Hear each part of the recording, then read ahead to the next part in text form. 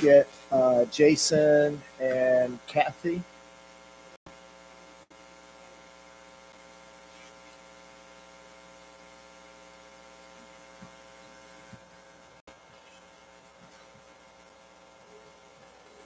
Right.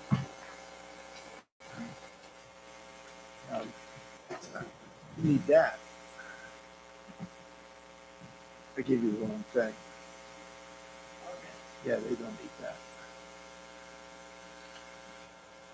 Yeah, just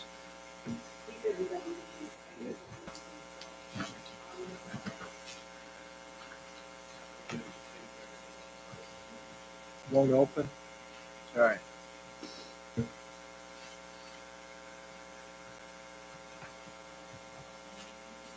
Bob Hicks. Yeah, well, I'll contact Bob after the meeting.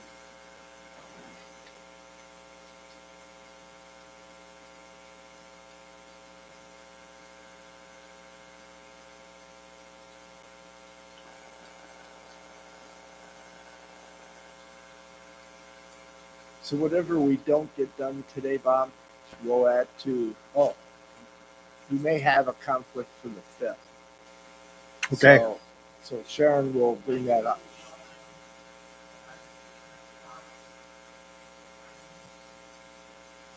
Okay. So we'll discuss that at the end.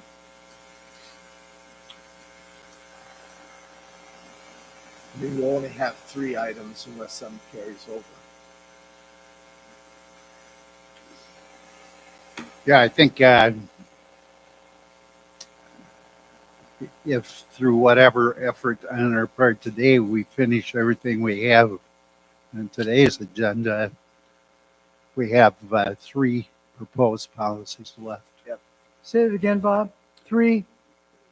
There, if we would finish these 5 issues we're dealing with today, there are 3 left to be dealt with. And trying to think of the names of them. That's okay. That's all right. Yeah. I have it here somewhere.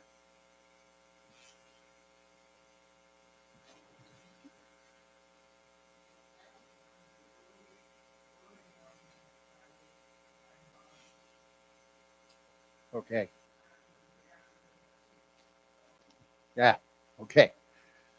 Well, that doesn't work. It's okay. Alan, one of the remaining 3 for. I would like that. Thank you.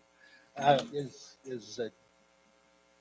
Chapter 10, which is substance abuse and alcohol and drug policy and testing. We haven't finished that one yet. Haven't talked about it yet. Did you look at the policy we have on that? I have. Okay. All right. You've got, I know you have a current board policy, and then there's a policy that was put in the ambulance authority employee handbook that you guys updated last April, a year ago. Well, they've got the recent one then. Yeah, because we did one when I was supervisor. A long one. Yeah. Yeah, I know there was one there.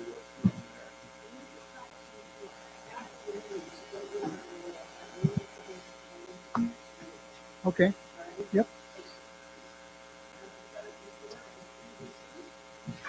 And the other 2, Alan, are chapters 15 and 16, which were 15 is illegal drugs, marijuana use, possession of marijuana products.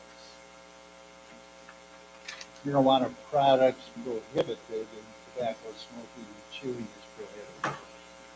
That's the title. The last one was a late entry, but it's a policy about video surveillance and how you'll deal with employees and your members of the public. Yep. So that was a new suggestion that came in from, I think, Bob Cook.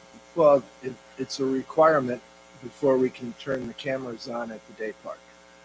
Okay. Yeah, that's the guy that fixed our cameras and reset everything would not turn them on until we had a policy. sure. Well, that makes sense. All right. Okay.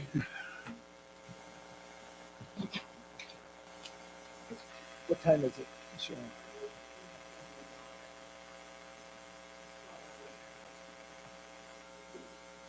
Well, I will call to order I hadn't done that yet. No. So I'll call to order the Torch Lake Township Special Working Session Board Meeting of October 29th, 2021 at 12:08 p.m. The primary purpose of this meeting is to discuss the agenda items listed below. No additional township business will be accepted at this meeting. Our first item of the agenda is public comment. Do we have any public comment? I hear none. Go green, go white. All right, you guys, come on. I know it's Friday afternoon.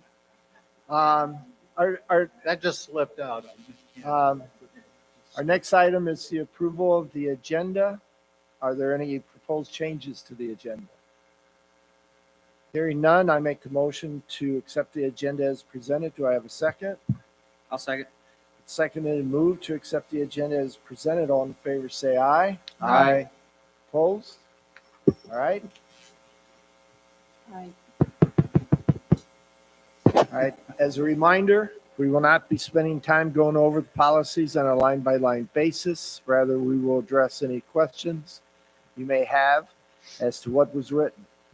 As to the process, we will review each of the items. If an item does not have any questions or reworked items are reviewed with no further questions, then it will be assumed the item has been reviewed and ready to be added to the resolution package, which will be used to pass all of the policies. If an item has questions, we will resolve those items during this session so that we can move it to the resolution package. If a consensus is not reached, but there is a majority who agree with the final changes, then we will move it to the resolution package. Can you read that last part again? Which part of it, Alan? The last two sentences? If If we an don't item reach- has questions, Go ahead. it's the same wording we've always had. I'm having trouble hearing with this fan. Go ahead. If a consensus is not reached, but there is a majority who agree with the final changes, then we will move it to the resolution package. Okay. Gotcha. Thank All you. right. Policy 5.0, if approved, I will work with our HR specialists to ensure there's no conflict with our employee handbook. As a point of information, I have a meeting with Karen Kienbaum on Wednesday of next week, November 3rd, I think that is, to go through some of these policies that we've discussed. Again, the policy will have the precedence, and we will make the adjustments to the employee handbook as necessary. So first item of review are the changes made to policy 5.0. We did send out to folks the changes, and it was color coded so that you would know what was changed. So I will start with Sharon. Do you have any questions? I had a couple of highlights that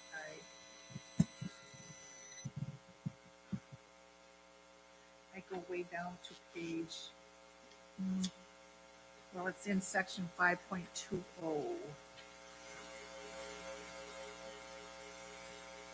When did we go through personnel?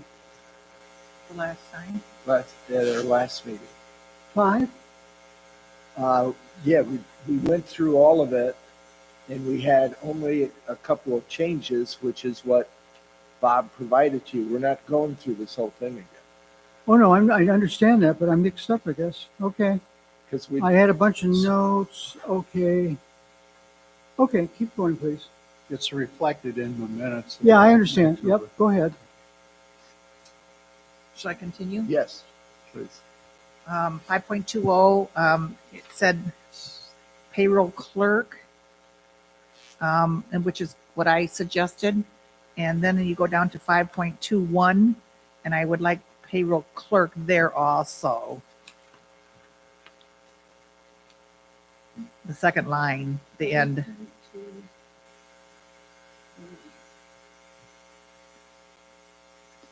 The second one was in 5.21. Yeah, it's the second sentence there, and it's the same thing, payroll clerk. Yep, It just I follows that see. pattern. Yep. And then if you were to turn the next page to 5.23, the next page, it has two sections in there where it should say, if you're consistent, say payroll clerk. Employees shall immediately notify the township payroll clerk of any problems or errors in paychecks, and then payroll clerk at the end. That's just being consistent. Yep. If that's,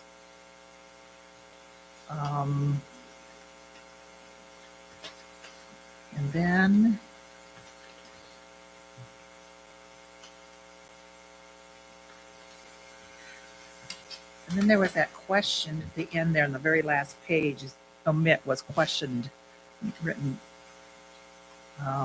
was a question mark. Did we resolve that? We need to. 5.27. That was just a question I raised Yeah. after the meeting.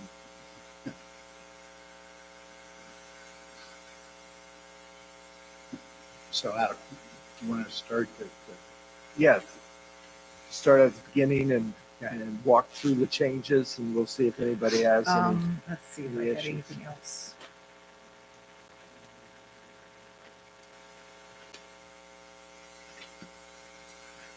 I think that's kind of what all I had. The only question I had, if I could get an explanation, I mean, on 5.5, 5.4, it's just me. That first line of the second paragraph, personnel manual and board policies. Differences or what? I'm just trying to clear my brain on Well, that. the policy is going to take precedence, Okay, and then the handbook, personnel manual, personnel handbook, then will follow what we decide. Because my understanding from David Rabor and Bob is the fact that they have, when they built 5.0, that was within all the state regs associated with administration policy, personnel administration. So therefore, the only thing that Karen is going to do is to review our policy with what the handbook says to make sure they're consistent right, you said in that. their message. Okay, you said that. I just wrote help next to it with my clearing my thoughts and to how that all is structured. So All right. So, Bob, I had started with Sharon. I mean, Kath, do you have anything based on the changes? You're just talking about the yellow, right? Just the yellow Yeah. stuff. I don't think so. I had other things, but they were somewhat, Sharon just said the payroll for. Yeah. Um, I just don't want to rehash old stuff. okay, right. 5.27, employer access to personnel files of the employee, and then it says omit, question mark. Is that one of the ones we'll be looking at? Yes. Okay. And I think that might be it. Yep. Okay. Alan, I have none. you have none? Jason? I mean, I'm all set, Bob, so if you want to Okay. just walk through and I would say highlight the major changes since nobody else. I think the major one is the dismissal. the employee discipline. Yeah. Discipline. And for whatever reason, good or bad, that is the current policy, that section that's highlighted in yellow. So in the current board policy that exists, and for some reason it got omitted from the original 5.0 proposal update.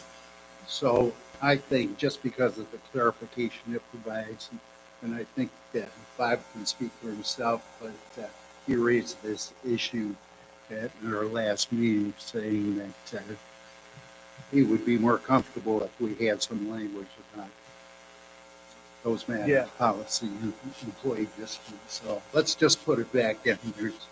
The language is a little redundant, but it's clear and unambiguous. Let's just put it and leave it in.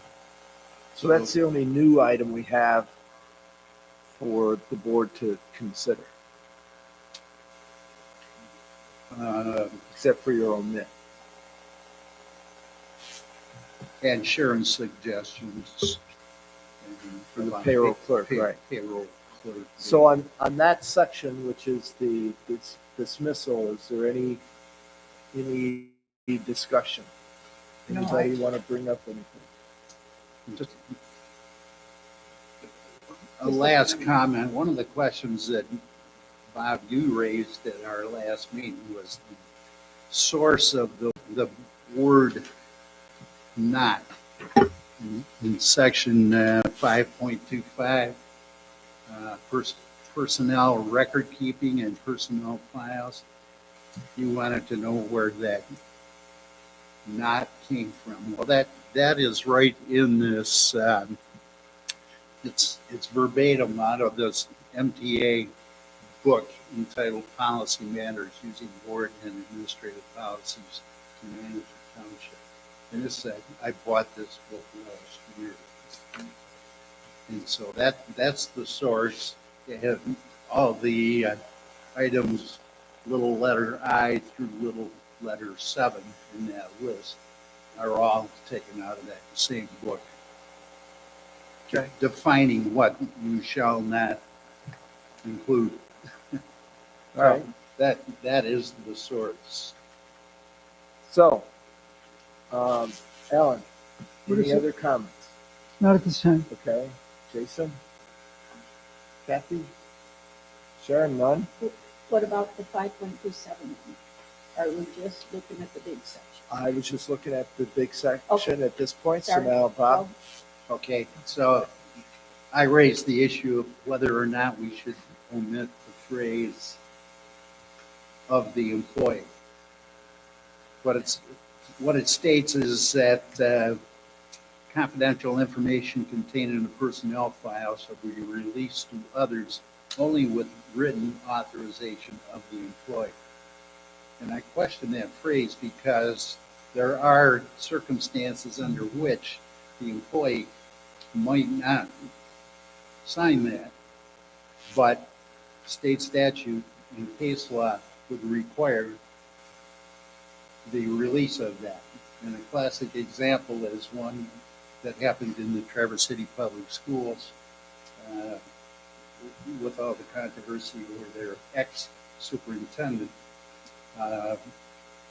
People filed a Foia to get the copy of the letter in her personnel file, and the board refused, and the board was found in violation of the Freedom of Information Act because the public's right to know about some matters takes precedent over the employee's right to privacy. So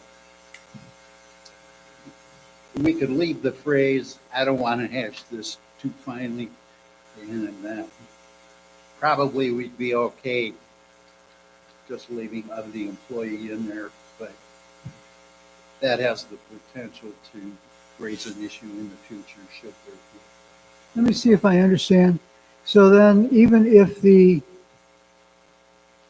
other words, the phrase said that if the employee gave someone permission to see something in their file, that would allow us to see it.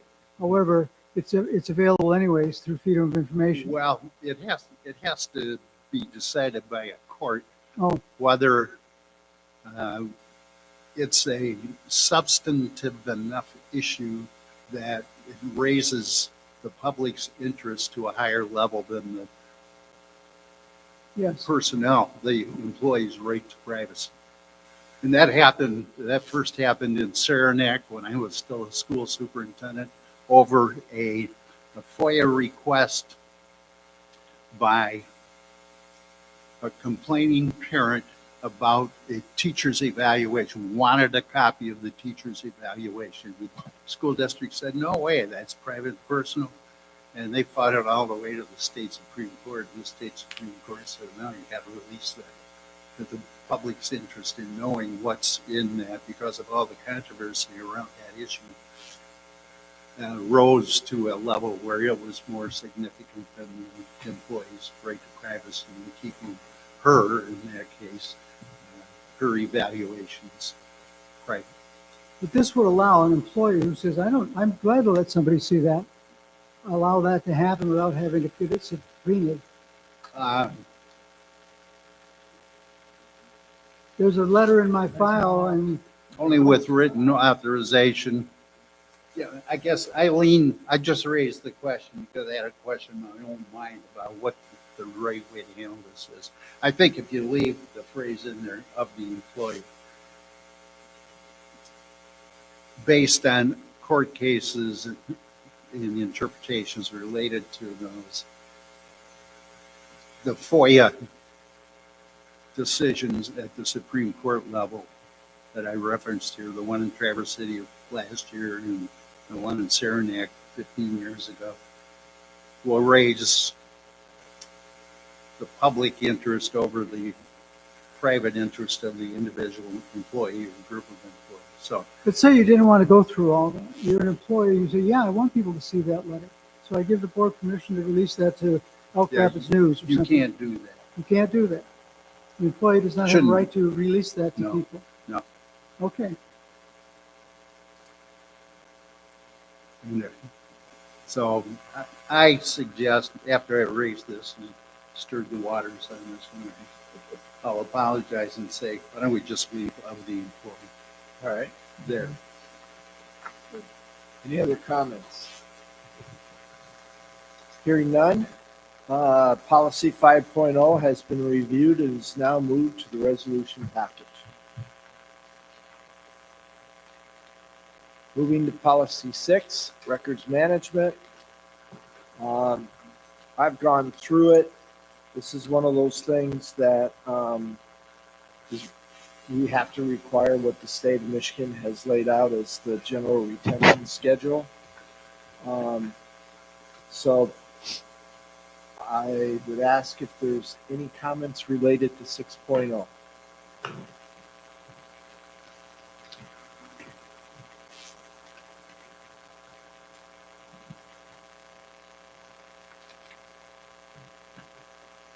Alan? The big thing that I found in here was that that the employees need to see that list. There has to be a list somewhere. Maybe that's in the employee handbook or someplace. But we have other people, we have not just the board members, but department heads and so forth that have records they need to hang on to. And somehow you need to know what that retention list is, what you hold on to and keep. And I don't know, that should be out there. I've always had to look it up. 6.3. Is it? is, I'm okay. I clerk jumped shall to 7. ensure- Maybe I missed it. Let me see. Yep. 6.3 has it on there, fire ambulance. et Okay, cetera. so the clerk will have it out to us. All right, well, then that covers that. Okay, good. Okay. Yep, hang on, see if I have anything else.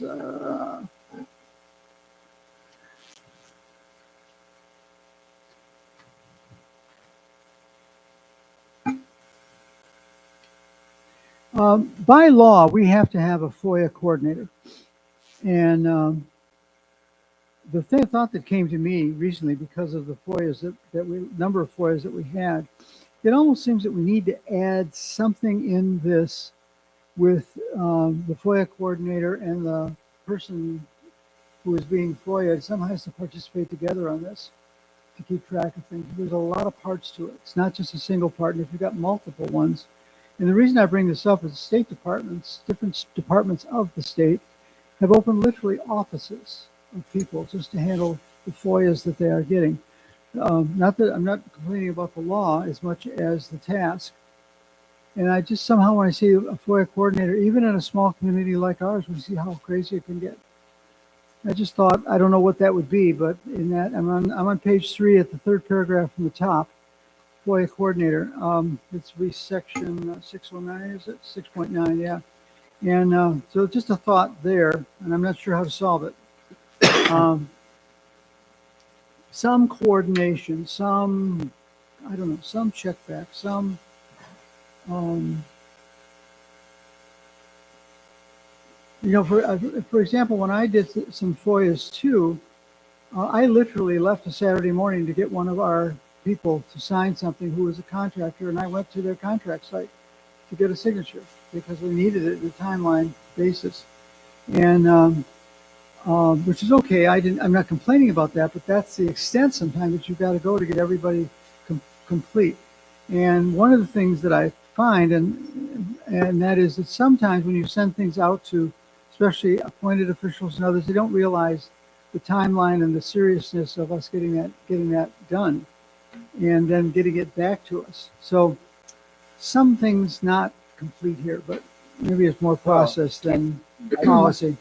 I think your comment is, does the FOIA coordinator, does that fall on the clerk, which is where it's at now, or do we get a specific person that's responsible for as FOIA coordinator, and therefore, regardless of the person that's doing it, the FOIA coordinator is the person that's got to be identified as the person responsible.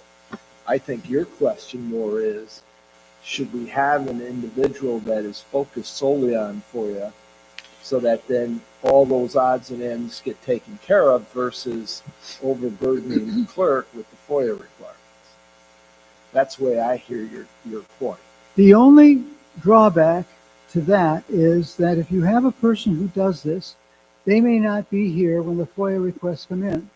They may be away for 3 or 4 days, and we got a real issue when that comes in, and then when the data comes in and when it's handled and when it is officially noted that we received it.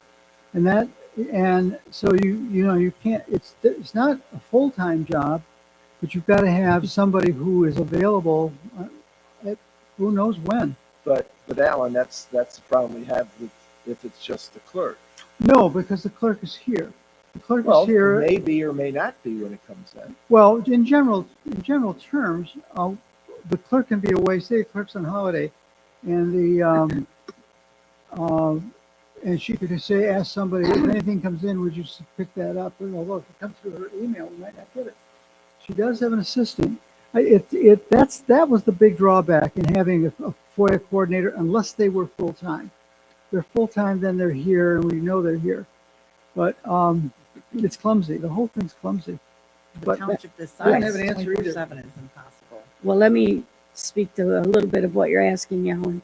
If, as the FOIA coordinator, I am unsure of anything, I go to the supervisor, and if we need to go beyond that, we will go to the township attorney for direction on how to handle a certain FOIA question. So I don't ever feel like I'm swimming alone, because if I don't understand it or whatever, I would go to the supervisor. And if the supervisor believes it's necessary, we would go to the attorney. And that's kind of how we've been doing it, whether it's stated as a policy or not. That's kind of the way we've been handling it. Well, I'm not thinking in terms of questions of procedure as much as that FOIA coordinator, when they receive the FOIA, that starts a clock at that point. And so if you have another person, you're here generally, your emails, you get emails, and so it's rare that you're not here to pick up something within a day or two. I'm smiling because I was out of the office for 2 weeks. Well, you were ill. I mean, this was unusual. I know, but we had FOIA things that came up during those 2 weeks. I know it. That's an issue. So, but we took care of it. It And was. see, the same thing would happen with a FOIA coordinator. If they're part-time, you would call them up and say, there's a FOIA, and they'd come in, or maybe they would have their own email. I don't know how to set that up, but we may reach the point where that has to happen. Well, it would make logical sense then to have the deputy be the interim if the clerk is not available, because the deputy does look at my emails and so forth.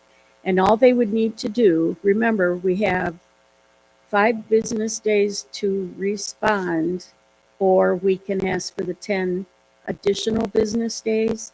And most of the time when I look at the content of a request, we go for the 10 extra business days.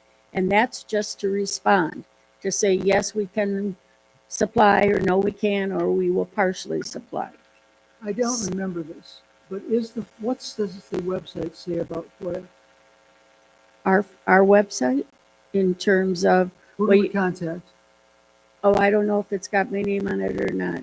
That's what I'm We have wondering. we have a subcategory, Yes, It's supposed to that be- says FOIA, and it's got forms and so forth. right. We have to have a summary on the website of our policy, and that's there. I'm only concerned about that contact. Time. Well, so And who do you contact? Because if you're not here, they could contact your assistant. And maybe there's even a third person we put on there in case of, Well, if they contact me via email, and I'm not here to receive an email, my deputy would be. And so, I guess I Okay, don't think you it's feel a comfortable with huge, yeah, okay, I do. all right, I'll leave it alone. all right, We're not even in FOIA stuff here yet. This is I don't know where, management retention. We kind of got off track here, didn't we? yeah, but, Because there is FOIA stuff along the way, Yeah, but we're yeah. off track.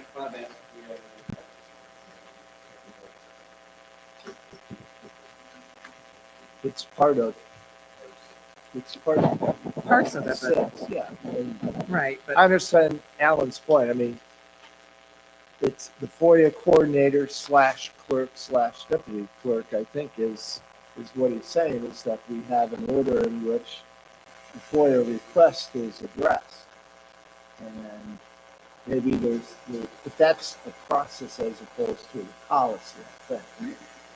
And that would be part of the job description if we could use it. Okay, You have anything else, Alan? one second.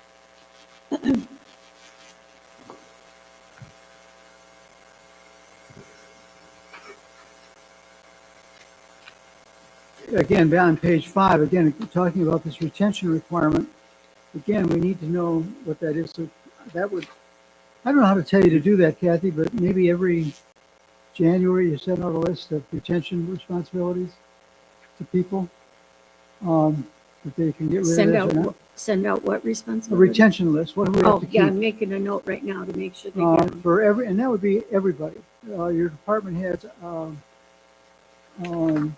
I guess there would even be some ZBA members, everybody can pull their own up and get it done. Yep. Right, That and they doesn't can pull mean their you own need out, to do and it. that would be helpful. You- And that's under 6.20, the disposal thing. I said all township offices. Well, Yes. that's what I'm saying, we need to get a record of that. Yeah. Okay, that's all I have. All right. Jason? I have one, and it's on page 2, 6.6. And it's just an information item, Bob. When we say specific records are required by law or township policy to have limited access, what would that encompass? Especially on the township side, because I thought everything outside of maybe the closed meeting minutes, everything else would be open to FOIA, I would think. Except, as we just said, with personnel files. Well, but some of the personnel files are also available. Some are, but some aren't. Limited access. Anyway, So you're talking about paragraph 6.2, 6.6. 6.6. The first bullet point. Specific, when specific records are required by law or township policy to have limited access. Well, that just reinforces what you have to do. That's implicit in the Freedom of Information Act laws, but so it just emphasizes the requirement that there's limited access. And the only way you can get unsigned access is through that thing we talked about earlier, where the public's right to know supersedes the individual's right to privacy. And that's a judgment that only the court would make. So I'm trying to figure out, you read that and you say, okay, all of a sudden you get looking at a specific record.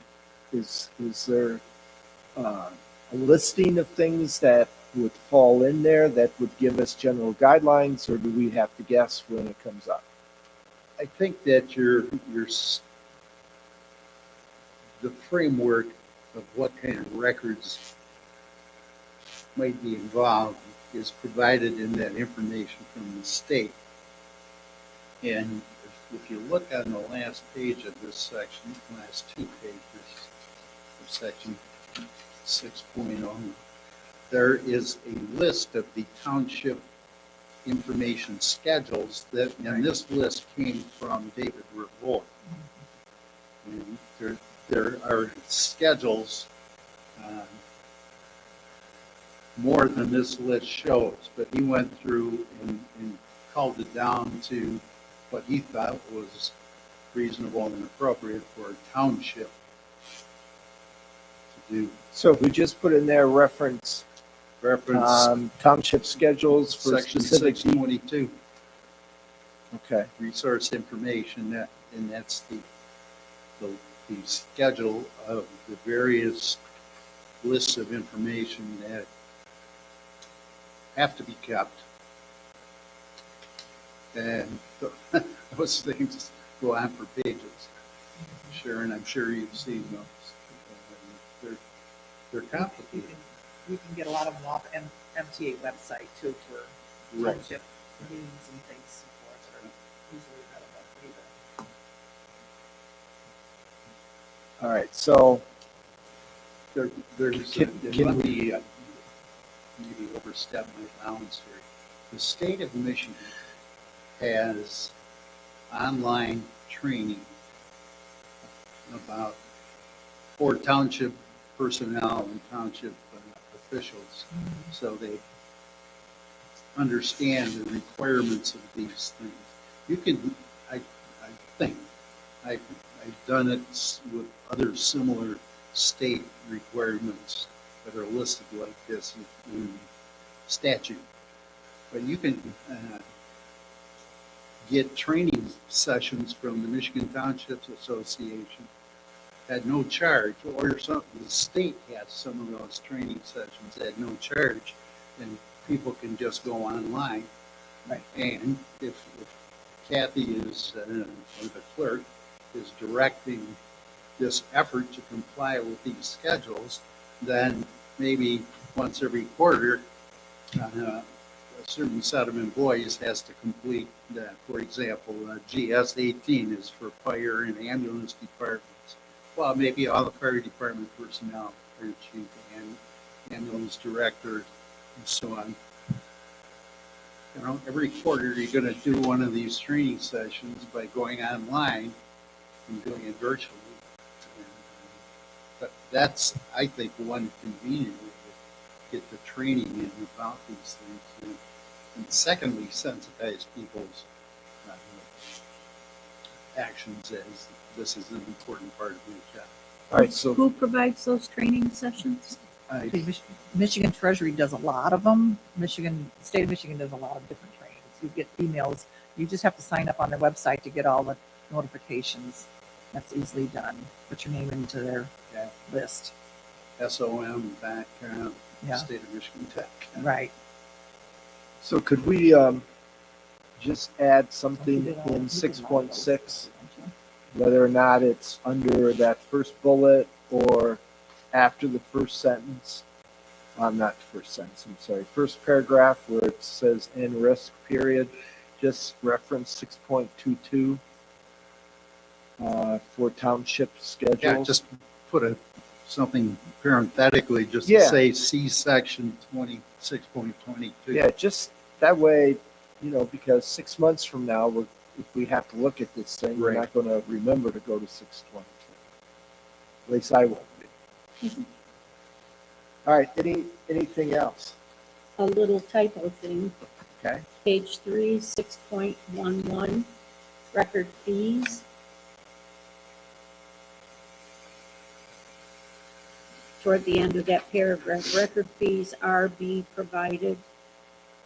I think it's record fees are to be provided. Yes, yeah, that's it. Good catch. Well, I'm concerned about fees.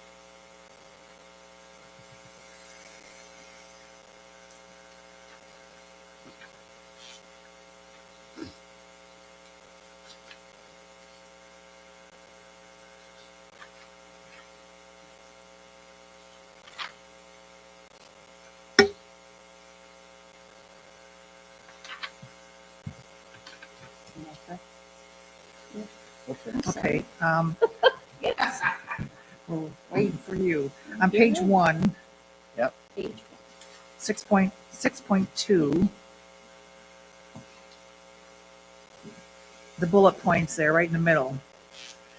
Is this, I don't know if we need to worry about arrange off-site storage facilities for inactive records. Do we need to omit this line? Do we need to keep that line in there? I mean, Put a comma at the end of that. if needed, I put. required. Oh, I put if needed. If needed, that's fine. That's what I wrote in there, if needed, but Sure, that's fine. I think that clarifies. I put comma, if needed, or I have in parentheses, or omit this line. If needed. Then the next one down, arrange for digital image services. We've already doing that. So what does that mean? Duties shall include arrange for digital imaging services. I mean, we've already contacted and we're already in the process of it. We already have a, So you're complying with those so policies. it's already Right. there. I had earlier discussion on 6.3 responsibilities. I've got, fire department, ambulance, et cetera, et cetera. That's all done. Somewhere along the way, I said my notes in here as I read a lot of this. Don't confuse a person's name, a name associated with a title. I mean, this policies go on for future people Mhm. along the way. So what happens with something with one now, like a clerk or treasurer or whatever, don't associate the names of what they can do or can't do, because this policy will go on beyond.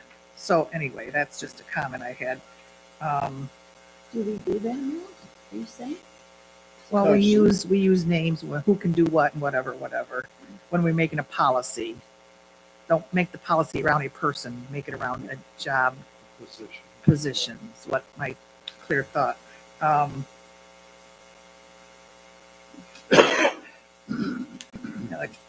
So let's go on to the next, let's see.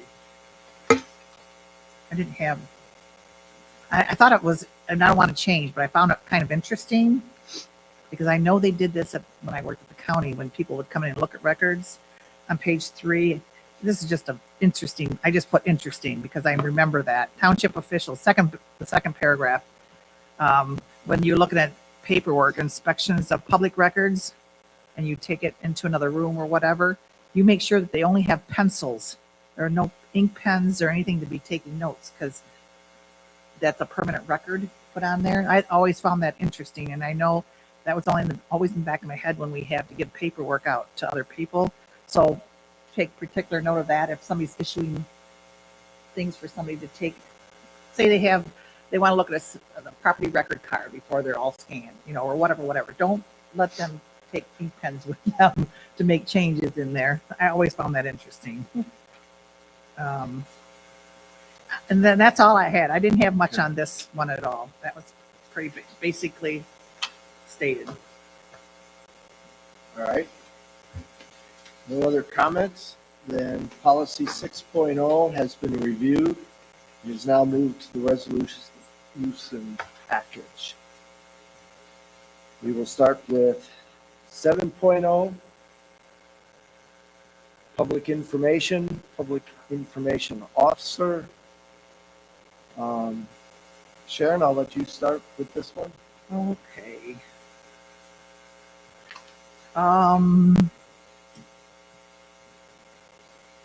I just have comments, but I have, I'll skip over the first page and come back to it after I make a point. 7.3, incoming mail.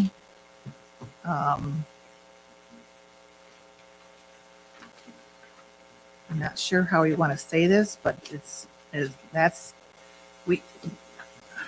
what I want to say is outside of tax payments to the treasurer's box. Certainly not all the tax payments are going to come into the PO Box 713. And we have a separate box for tax payments. So it says the clerk's office shall receive all incoming mail and shall open and date stamp. Now that's not, I mean, that would be official township business, I would assume. How do we want to say that? Because certainly the clerk is not going to open all the tax bills and payments and so forth. Except, That's why we have two separate boxes. So do you say all incoming mail except? Yeah, I have a outside of tax payments to the treasurer's box, excluding or I don't know, I didn't know how to say that. Well, does Kathy have a key to the treasurer's box? I do not. So nobody else has a key. You and My your deputy. deputy. Mhm. So in reality, that's the control on that box unless the post office clerk makes a mistake and puts it into 713. So we don't need to reflect tax payments. I don't think that's, I wouldn't, since there's already a control in place Right. that, okay. I Would just want to preclude make that. clear of that. Sometimes tax bills do come into 713. And if they're just addressed to Torch Lake Township and I have no idea what they are, I will open them Right. to But you find wouldn't out, know. oh, this goes to the clerk or the supervisor, the treasurer or the assessor or, A lot of title You know, companies just whatever. look up on the line Yeah. of address. well, so in I that- do open them in sometimes. that case though, you can't say not to open them because you don't know it is what it is But I'm in until after. PO box, the treasurer's box Yeah. for tax payments. Okay, just want to make Yeah. clear. So are you No comfortable change. or do you want to put some clarifying language? No change. No change. I No. wouldn't think so because I don't know how you're going to word it. We'll spend 15 minutes trying to word that. You know, in the past, before we had offices and stuff, all the treasurers, and there's many, many treasurers still across the state of Michigan that get their tax bills to their home. They do. And they come to their home. They don't even go to an office right up the road, Banks Township. You know, Katie's does it at her home and throughout the whole state. I mean, Antrim County has half of them have offices. So But we're lucky. we're very lucky. I started the first year on my kitchen dining room table and I said, never again. All right. So Any we're others? gonna. I want to Yeah. leave. Just wanted to point it out anyway. Okay. Fitting, even? No. And then going down 7.4, the very first line, the township board shall approve the design of all letterhead stationery. We've had letterhead stationery that's basically just says Torch Lake Township and whatever, and all our names at the bottom. They change every time there's election change and so forth. So are we going to have every board member approve what it looks like? I mean, do we need that in there? Seriously? that letterhead has worked for years. We have. It's just plain letterhead. Well, let's go back to your It comment. says shall approve the township board. So every single township board member has to approve it. Well, here's the question. Okay. If we have an item here, it goes back to your comment. You don't try to associate a name Right? to the office, so you kind of can't associate what the board has done to date when a new board may come in and they want to change the station. So all this does Okay. is it provides a mechanism for another board to come in and say, hey, we want to change it. How do we do it? Okay, that's fair. Go down into 7.7, third paragraph, right in the middle, clerk of, Or it should be or. Just a typo.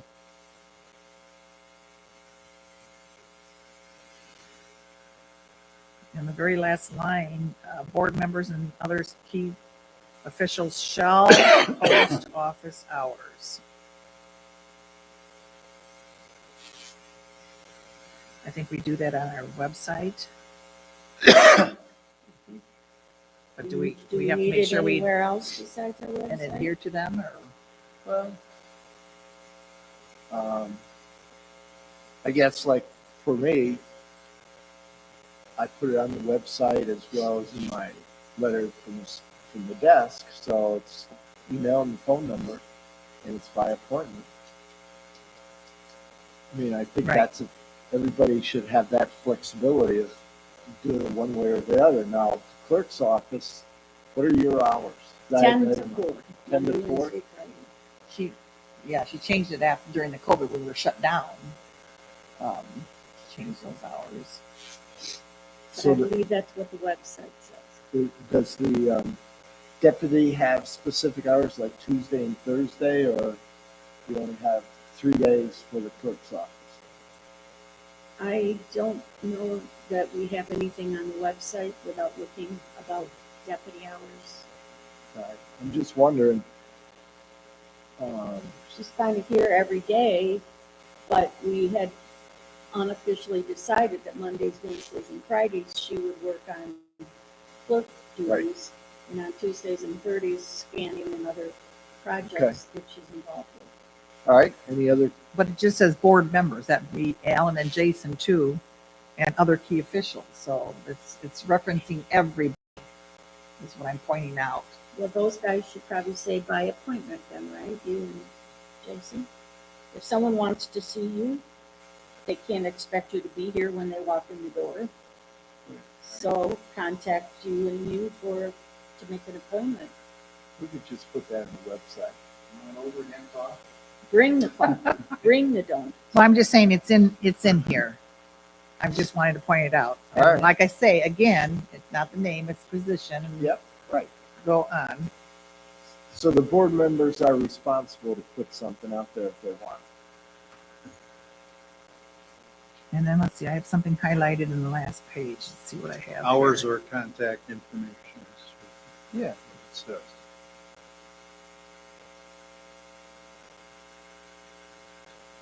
Can I raise an issue in that same paragraph 7.7? Sure. Well, that'll give Sharon a chance to find Mhm. her other item. The 2 bullet points, I think, are in the area of overkill. That's what I wrote in here. Overkill. But I didn't thought, you know what? We're already saying it's maybe good for somebody else. So I thought, just avoid that one. And I kind of debated on even raising the issue, but I crossed it off before and I said, but when I answer the phone, I say, Torchlight Township, this is Sharon speaking. I don't go, yep, it just says, how may I direct your call? Well, we're not a switchboard service. And how may I help you? It's like, well, they're calling me for help already, but So can we just remove this? that's your call. Yes. I think this is. I would say it doesn't too have to be much. the policy, but I don't see anything wrong with saying clerk's office, how may I help you? Because when they choose our number 107, 105, Sure, they don't know if they got the right one or not. that's why I identify my name always, because I like talking to a person, not a position. Because some people don't know who that name is, and I like giving my That's right. name out. That's my bias. My personal bias is Yes, that you should state your Because name. there are many times I'll call and say, Clerk's who am I office, Bob talking to? Spencer. Yes, And there are a lot of younger people in this country that now they use their iPhone so much, and the iPhone usually tells you who's calling. Right. Often does. And they never give their name. And what brought this to mind was, had a phone call a couple weeks ago of the wife of one of my nephews, my sister's youngest son. And they were in Traverse City. And so this woman, I don't recognize her voice, starts talking. Hey, we're up here in Traverse City. We're staying at some hotel, and we'd like to meet you for dinner. And could you meet us at such and such? And she just kept going. She was all excited. And said, "Do you mind telling me who's calling?" Mhm. And she was totally embarrassed because I didn't recognize her voice. So my bias is kind of fed by my 70-plus years of existence. That it's important to be clear about who you are and those kinds of things. But again, And- technology is yep. moving beyond. When I call and they don't identify themselves, I ask for the name. Who am I speaking to? Yep. I often do that a lot. I So, agree with that, I too. mean, I wrote in my thing, it's like So, But we can eliminate the two. so we're bullet points. eliminating this. the phone call to the township to be answered by, Alright. yes. All I right. laughed at that one. What, did you find your other item? Well, I was just going back, the very first page, just a comment, not to change anything, a clarification maybe. Right in the middle of the page, kind of around the middle. Township officials and employees will notify the public information officer of all media contacts made in their township capacity.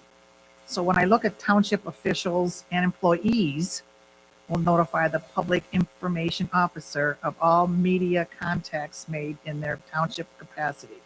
That means board, ambulance, fire, PC, ZBA, everybody. Is that correct? If you're an Yeah, employee. That's the way I would look at it. So what is the media contacts? What limit do they have? What imaginary line do they have? If a media representative contacts Okay, anyone, all right. So employee what if or you elected what if you officials, contact the media? well, that's the That's other what way that's why I'm around. asking. Usually I interpret it, and maybe incorrectly or not broadly enough, but the immediate contact is somebody from the Inactive County News Correct. calling and say, "Hey, what can you tell me about this situation?" Okay. Traffic accident?" What if you're a township official or employee that go to that contact media and give without going to the public information officer and spilling their guts, so to speak? In lieu, I- that doesn't reflect on the township as being very well, does No, it? I would think that's contrary to good board policy. I think you could clear that up by saying something to the effect that the township officials and employees would notify the public information officer of all contacts made by media representatives. Because that township office officials and employees are representatives of the township. So that's how I look at it. You're Yeah, a but you may representative. be going there, Sharon, not as treasurer or as township an employee. You may be going there to congratulate some organization or something like that, and not in this capacity. I wouldn't see that as a need to tell us what you on that regard.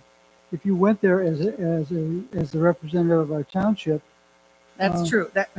something like that, or you would state, I am not here as a representative of Torch Lake Township. However, here's what I'd like to tell you. There's a little difference there.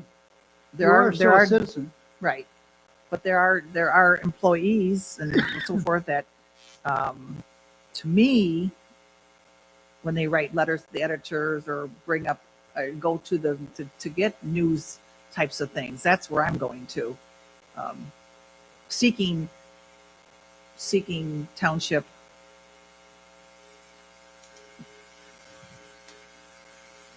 So let's Help me just out. put the 800-pound gorilla on the table. So Barb Kudrells, as a PC commissioner, writes a letter to the editor of Antrim Record.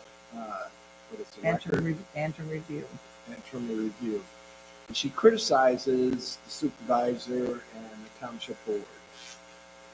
And she does not represent, because I haven't seen the news article, she doesn't represent herself as a member of the planning commission. Correct. So in that case, the individual is acting as an individual under First Amendment rights. Would I be wrong in that? So therefore, You're right. what I think we have said in the past is in the other couple of documents that if you represent yourself as a township employee and representing the township position, that is outside the boundaries. That's the line that you've crossed, and now you're in trouble because now you've broken the policy.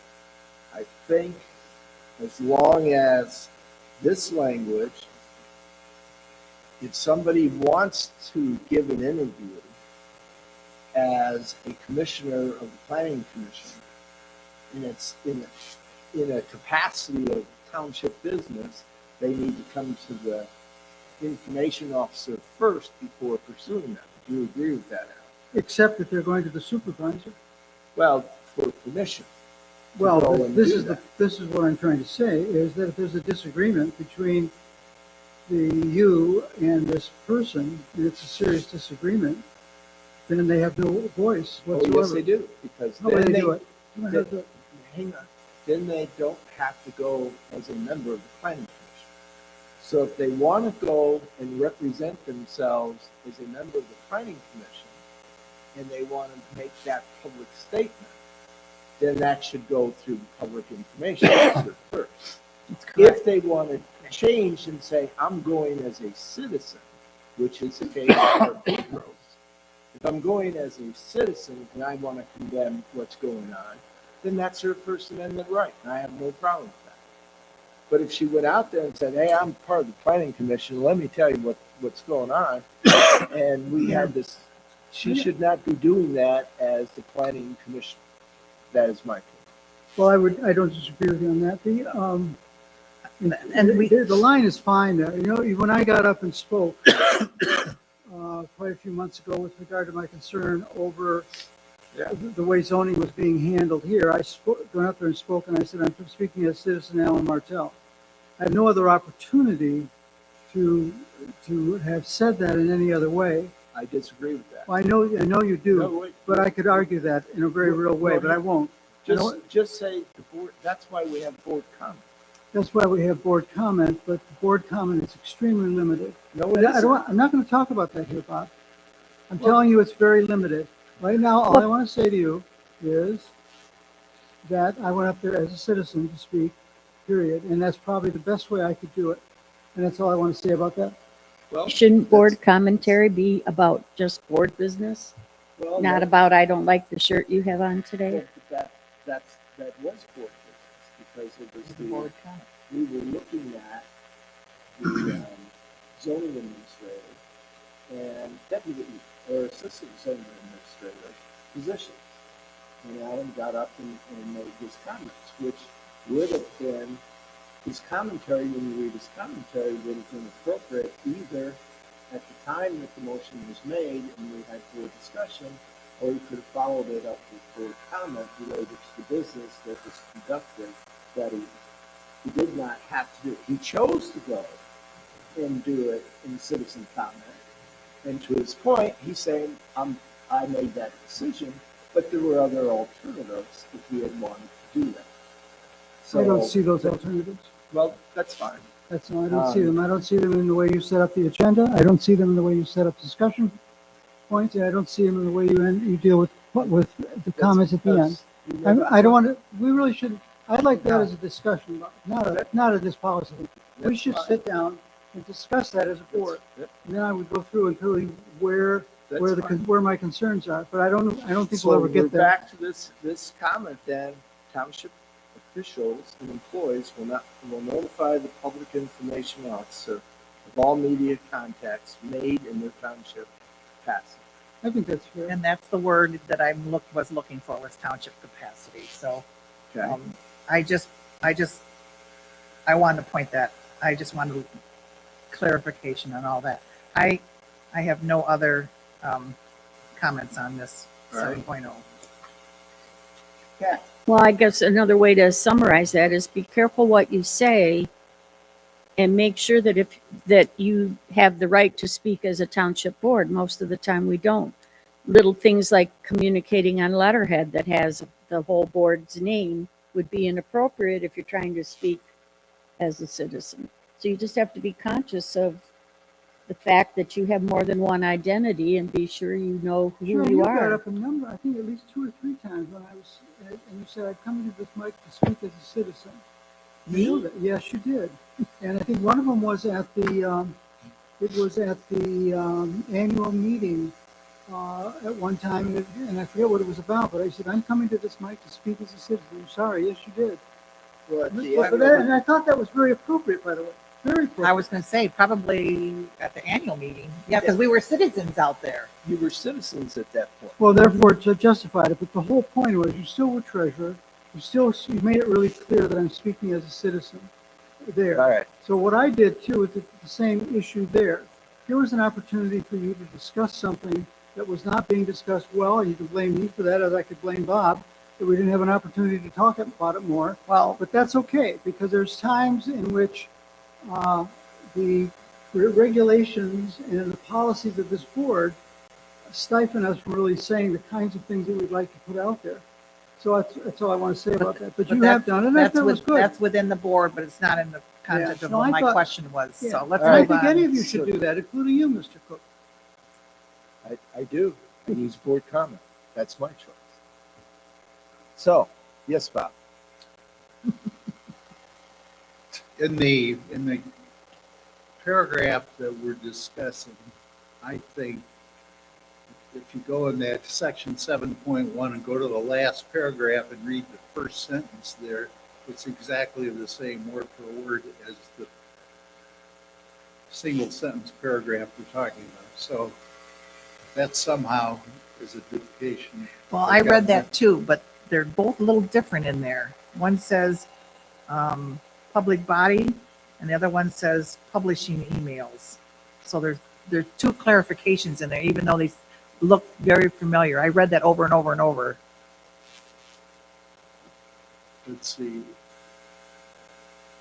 I don't see The first one says township officials and employees. And the Oh. second one says township officials and department heads. Well, department heads are employees. Oh, I thought you meant the From my one down perspective. below that. I'm sorry. And so I really think that's a redundancy that you could just wipe one of those sentences out either, and that's. Oh, yeah, last I have my paragraph. parentheses around it. I How have my about the, parentheses around it. township official, the first one, township officials, department heads, and employees, and then take out the second sentence. That works for me, but it's your policy. Any objections to that, board? I have a parentheses around that second paragraph after that, questioning it. The way he said it sounded good though. Township officials, department heads and employees, is that what you said? Yes. That certainly covers everybody, I think. I thought, yeah, I was thinking you were talking about the bottom last 2 paragraphs. Originally. Yeah, my parentheses around that paragraph. I was like, So, Bob, there is a difference with the second sentence. Other township employees and volunteers will notify public information officer prior to making any statements to. We don't say the above. We don't say that. We just say we'll notify of all media contents. I guess that would include if they were making statements, but making statements in their township capacity ought to have a clearance by the information officer before they're allowed to make them. So I think we should add at the following, other township employees will notify the public information prior to making any statements to use for their approval.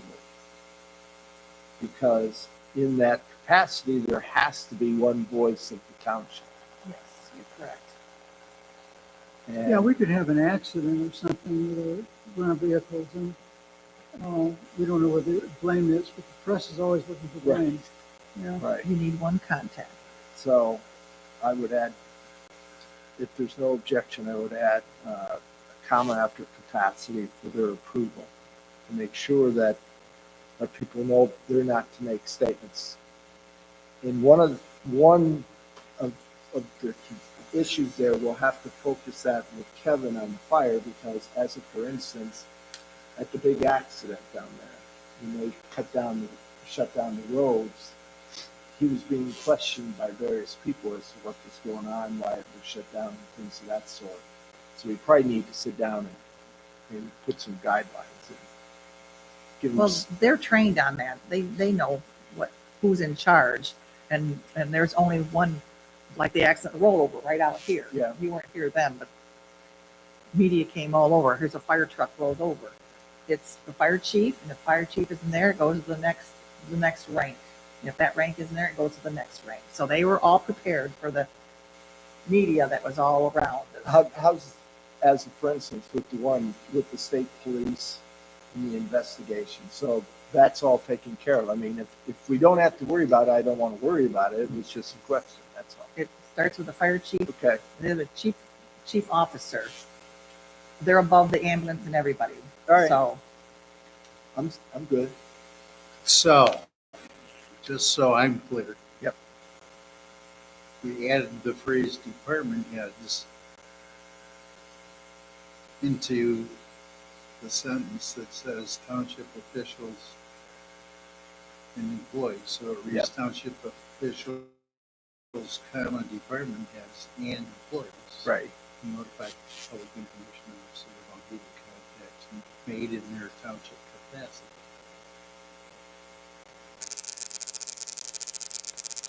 And then I think we're striking the first sentence in the next paragraph. Correct. And I just wanted to make sure of that. And then in the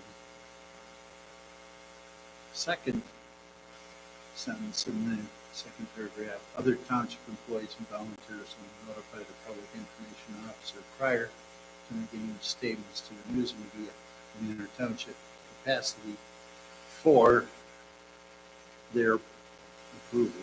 Correct. There's, I would say for the public information officers. Okay. Too many there's. Yep. So what does that mean? Is the fire chief can't make a statement until they come to you then? Is this how that reads? Well, I would say that based on what you just said, they have a policy Right. that would govern the fire. Right. This would not govern them, since they have a separate caliber Right. state Gotcha. statute. Gotcha. Okay, thank you. Because Yep. really, it's not even the public statement. Right. It's who's in charge Right. dictates that, and that's what statute that does that, I would assume. Right. So it's consistent. All right. So public information officer, Bob, approval. Okay. All right. Any other comments on this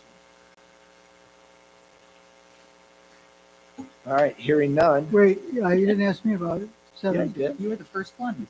on 7? Yeah. Go ahead. That's all right. If I missed you, I'm Oh, sorry. I'm sorry then. I have two things. Yep. On the first page, the paragraph about the middle of the page, it says the public information officer shall advise township board members and other appropriate staff of all press releases and other media contacts at the time of release. Well, if you advise us at the time of release and we're concerned about what you're releasing, there's no opportunity to do any changes. Okay. So what I'm getting at is that it seems that we ought to have some lead time. What would you like?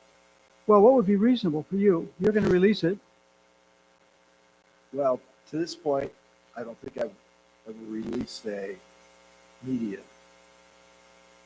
In fact, I refuse to talk to the media, just as policy, my own personal policy.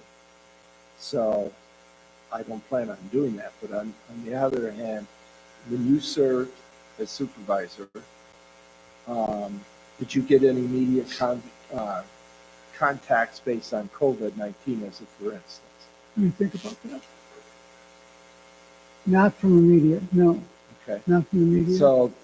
So were you contacted like when the fire trucks rolled over? I raised that question, no. And I said, I wonder who contacted, where was I didn't get any contact on that. I just thought about that when you brought it up. Did anyone in the office comment on that, or who handled the media on that? The fire chief. is Fire the- chief did most of it. then. Okay. Right, Because I fire was chief never is in contacted. I charge. don't know if anyone in our office was contacted. Oh, I was there. I heard it. I was out there right away. Sure. I heard it, so Sure, I ran was- out. I was only asking it as supervisor. Right. If he was contacted. Right, no, I was Yeah, not. everybody was contacted. Everybody knew about the fire truck. Everybody knew on the board that our fire truck rolled over. Yes.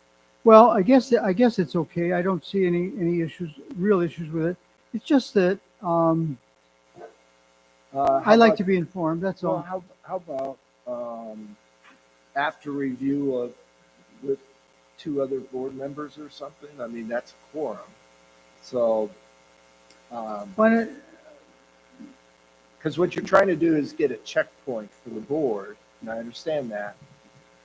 And if you're going to make, let's face it, there's two reasons you make a release. One was it's a prepared release, and then two is something major happened. yeah, and let's take an extreme. Say we have a tornado, say we have an extreme snowstorm with a lot of damage, that kind of thing. This becomes actually a shelter at that point. It could become a shelter sort of thing. So there might be some media kind of contact there. No, I'm gonna let it go. Okay. Now I think about it, working in my head, I'm gonna let it go. Thank you. All right. Now, the other one on 7.72, I disagree with the line. It says the primary goal of the township is to serve the public.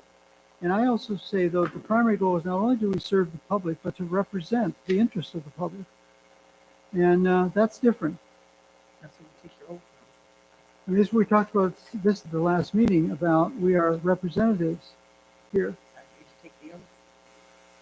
I'm not sure where you're looking at. I'm looking I'm- at 7.7, the very Oh, first part of it. The 7. primary, I would put You it, said You two. the said primary two. goal of the township is to serve. You said two. Serve, That's okay. did I say two? I'm sorry. Yes. The primary goal of the township is to serve the public and to represent the people of the township. That's fine. Okay, that's all. That's my Okay. change there, and that was it. So add that for a change, Bob. Does that make sense, Bob? Yeah. No, I didn't hear, I didn't Oh, Let me say it again to you, Sharon. page. And represent their, the people of the township. So it reads, the primary goal of the township is to serve the public and represent the people of the township. There's somebody out there? Jackie's home. Jackie's there. Oh, okay. Represent the Okay. people. The people of the township. All right? Okay. That's fine. Good. Is that it?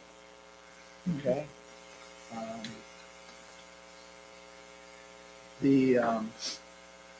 All right, if there's no other comment, then policy 7.0 has been reviewed and moved to the resolution package. We will move to policy 8.0, which is property management.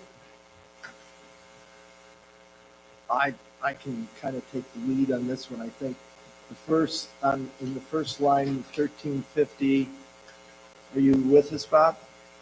just a second. I've got overkill all over the place. Ooh. This is the messiest one for me. Well, okay, so, huh?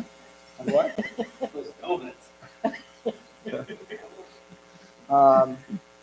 Guys, we've got like 40 minutes. I'd like to try to get through the next two items if we can.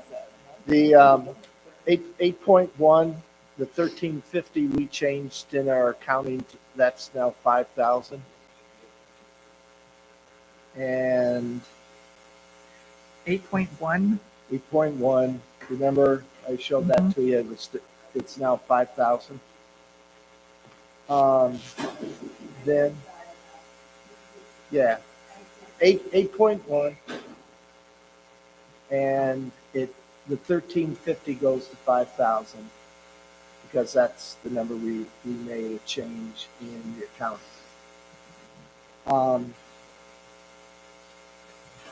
The next one is for the inventory of assets. I'm looking at this. Does the clerk do all this at this time? When we were looking, I don't know if we were looking at this, I contacted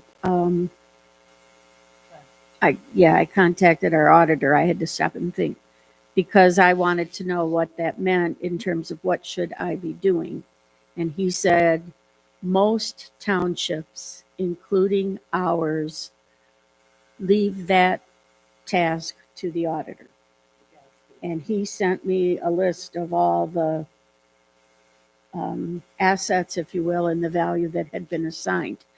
But the part that I'm still unclear about is how does he find out when we've got new acquisitions or when we have things that are no longer with us?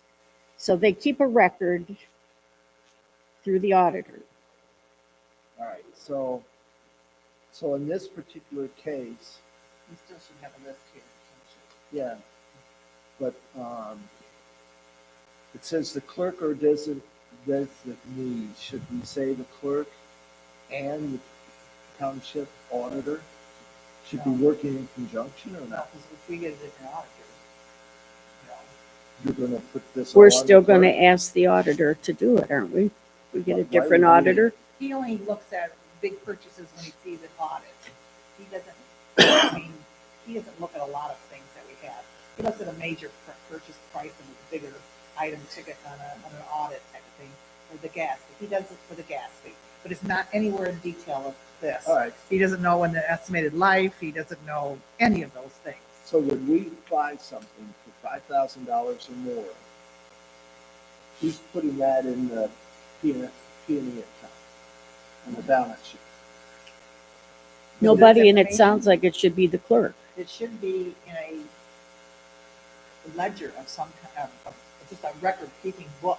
Would No, have to be, it's in the expense first. Right. right, but that's all in our accounting system. But Well, it doesn't have, you can't put no, I location. You I can't- understand yeah. that, but to answer that question of how does the auditor know? If he looks at the P&E account, he's going to see all the new entries. I want to make sure that the bookkeeping is getting that item into the balance sheet. And Well, that's it's expensed that's out. going to be.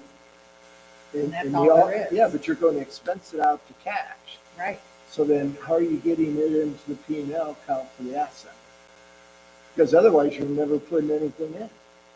unless he does his own gas fee form, they spent this much in equipment and this much whatever. There's no detail as to the fine details to tell you what you need. All right.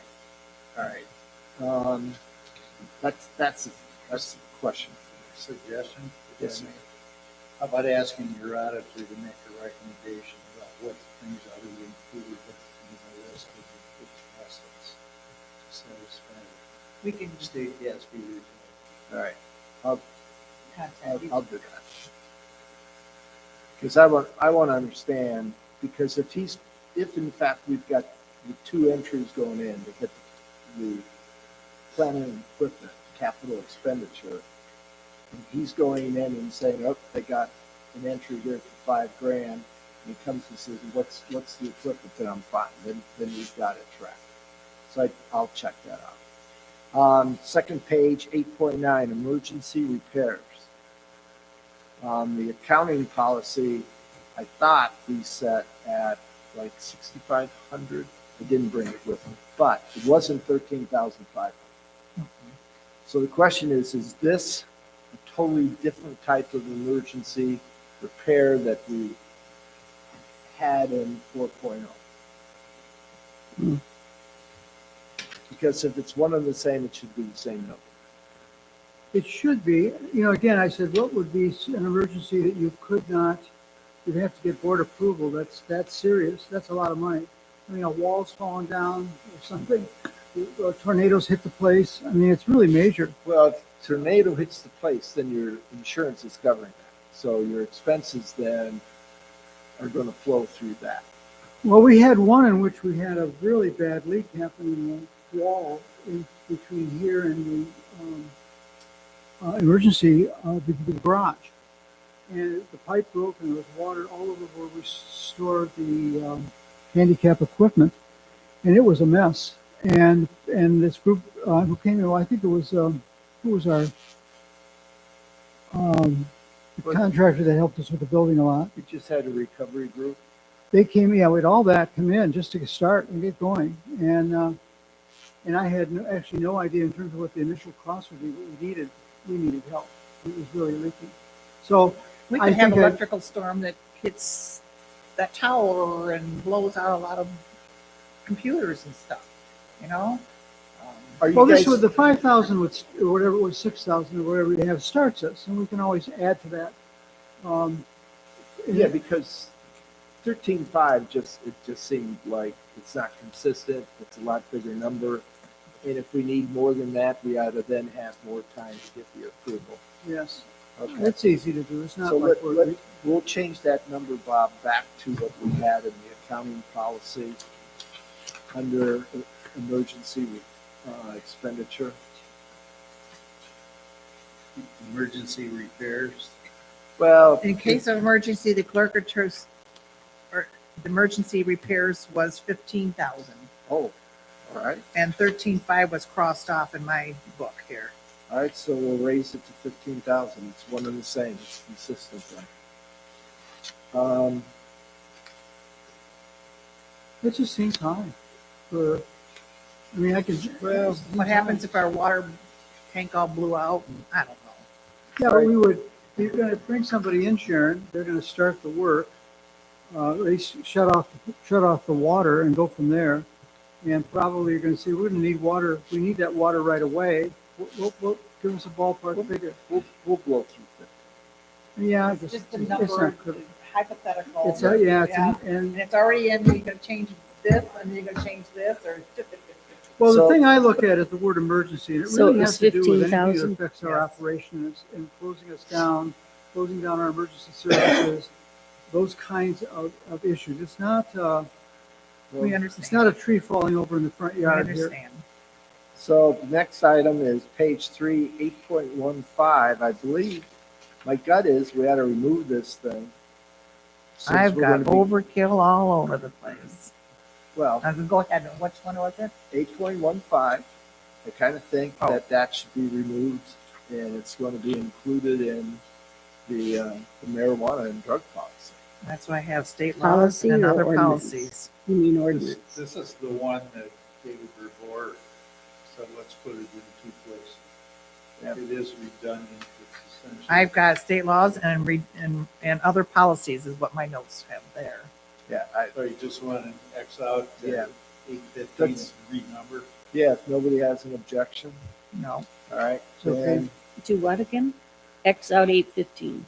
Yeah, and just because the language in section 8,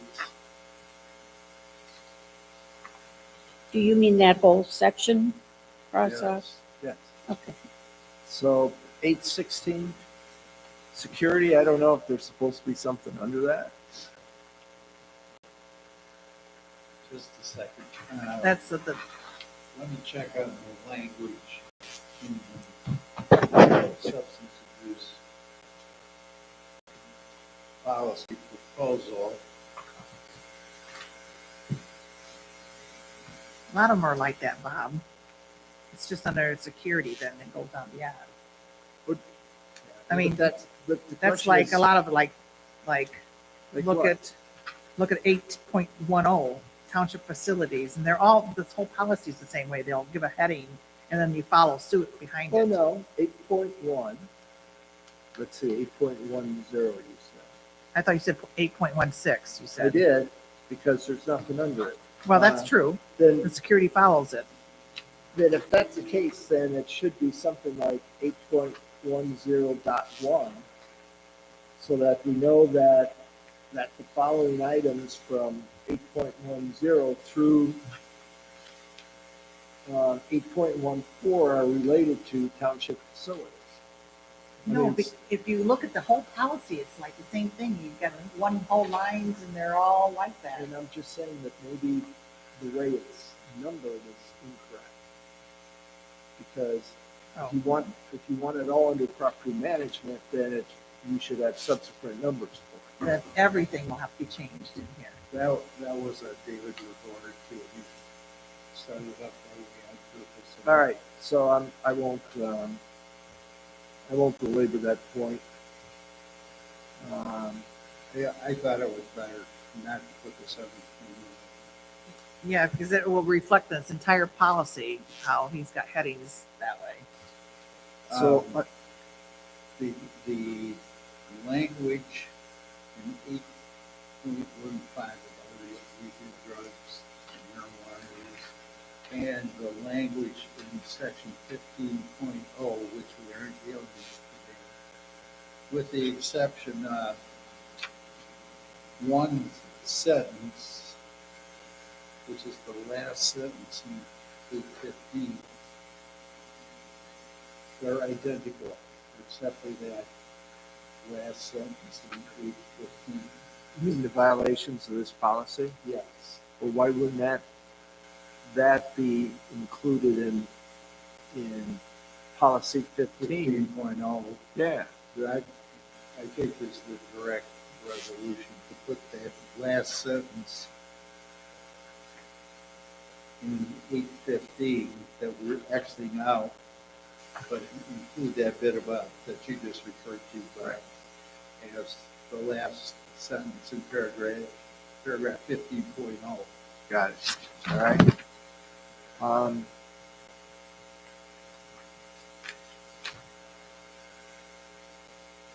The 8.21, I'm not sure if it's necessary for us to put things like library meeting room or fire rescue training room. I have all that marked. I don't, you're saving me a lot of breath. Good. All right. Denial of facilities, 8.22. Wait, what did you decide on that? You're crossing that out? 821, yes. You're crossing that all out? Well, library meeting room and the fire rescue team, we don't have those two things. Yeah. So you're just crossing those two out? Yes. All right, gotcha. Then denial of facilities, Time out. Yeah. Which two bullet points? 8.21, Yep, there. and library meeting room And and the fire rescue training. Now, no, that's, I would leave that one in there because they have the mezzanine upstairs they use for themselves. Is that a training room or Yes, is it that is. an exercise room? No, it's training. Oh. It's all their boards and all their stuff. All So right. I put that, I started to cross it off, but I thought, nope, not. Okay, we'll But leave that. but it says, the only problem, the difference is, Bob, there is the sentence above it, it says, for use of the public, and that's not used for the public. So we can cross that off because that is Yeah. not used for the public. We can So, take that out. it So I says, was right the first time. I looked at it two ways and then I had to go back. I had to read Just it. check. I had to keep reading it. Yeah, But all right. the community center multi-purpose room and the main boardroom are the two of the same. That's what I wrote here. All right. We'll take the main Take boardroom one of them out. off. I would Yep. say take the main boardroom off and you leave the community center because Yeah. this is what we call it here, right? Because you got the kitchen here. Right. All right. So that's what I did. So we just have two items, or 3, 4. Conference room, community center, park pavilion, and we'll leave parentheses other in case we use the south fire station for something. Yep. okay. All right, 8.22. Facilities use of the facilities for cause. That's awfully nebulous. So the question is there specific reasons that we would decline somebody? Because I don't think we can use something that wide open. Well, we say we can't have birthday parties in here. We can't have, it's not part of that policy. Which policy? Room rental. Room rental. We don't do, and it's a policy and it's in the book. We don't do celebrations and things. There are things in that policy that have yay or nay. So we can refer that to to the policy. What policy number is that? I'd have It's to go just a look at name. it. It's the rental policy for the facility. Can we go get it? No, what I want to do is just say refuse the use of the facility based on Rental. rental policy. or rental guidelines, Rental policy, it's a policy. Okay, The positive way that we say it is that the rental is restricted to meetings, etc., such as the planning commission. Yeah, but I don't wanna It's all, go it's through all all in that. there. We don't need to. That's what I'm saying. yeah, that's fine. Instead of saying what you can't do, we say what you can do. Okay. Damage, 8.25. That's all part of that. Oh. You know that, Bob? That's all part of that. Reference back to that meeting room policy and those things that we would not hold in here. I don't know if that's enough. I mean, it had to, because the place was trashed. That's why we don't do them. That's why we stopped. We had And, weddings and receptions. well, we're talking, I don't know, if the American Nazi Party wanted to be here, would we have to let them be? Yep. We would. Okay. Unfortunately, you're a public building. You can't think of terms in terms of, No, I understand. Yeah, I'm getting it in my head. Yeah.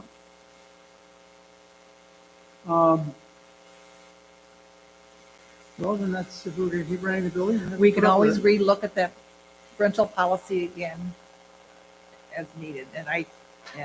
but again, it's only going to tell you what you can and can't do inside, not who can and cannot use the Yeah, facility. we can't legislate against a point of view. Right, so all you can do is figure out how can they use the facility? So for instance, you can't have alcohol, or you can't have a big blowout party of over 100 people or something like that. I'm assuming that's what your rental policy Except for the UTI. And we accept them. is. We exempted that in the policy. in that policy. All right, so I'm fine based on the rental policy.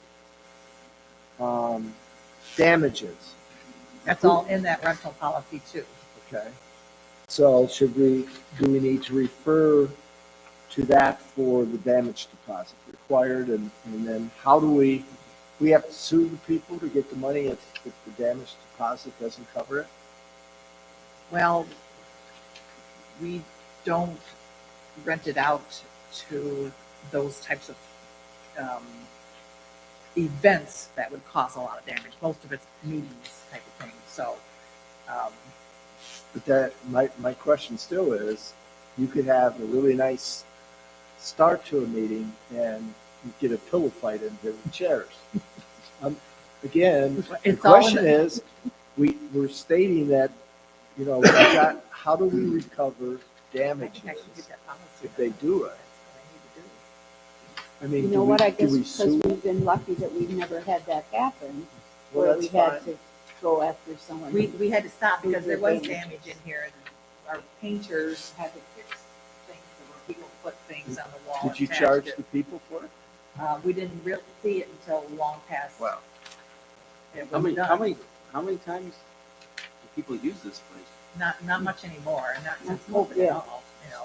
Well, COVID yeah, kind of But shut we it had, down, we but had the one thing birthday is- party in here where they brought in those blow up things, and every tile in this building room was up, and they had those big blow ups in here, and they had a kids party in here, and they were painting pumpkins, and it was a total disaster, and that's when I said, no more, cease.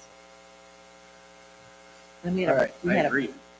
it was Wonder if we terrible. Shut it down for everybody. We kind Well, of you- A basically lot have. of townships do. Kearney That's what I'm Township saying. doesn't rent their hall out at all. We got Gotta this be nice place off Old business. Dixie, they can go rent that old schoolhouse. Well, the UTLA might look into getting a general policy for the UTLA with regard to alcohol and damages and things like that. That's the 8.27. Yeah, because you brought it up with regard to UTLA. There should be something. Because this would say, the policy is going to override the rental policy. Because this is township policy, the rental policy would be a sub-policy. So what are we looking at currently Well- right now? Damages? It was damages, and my question was, if we had damages beyond the reserve,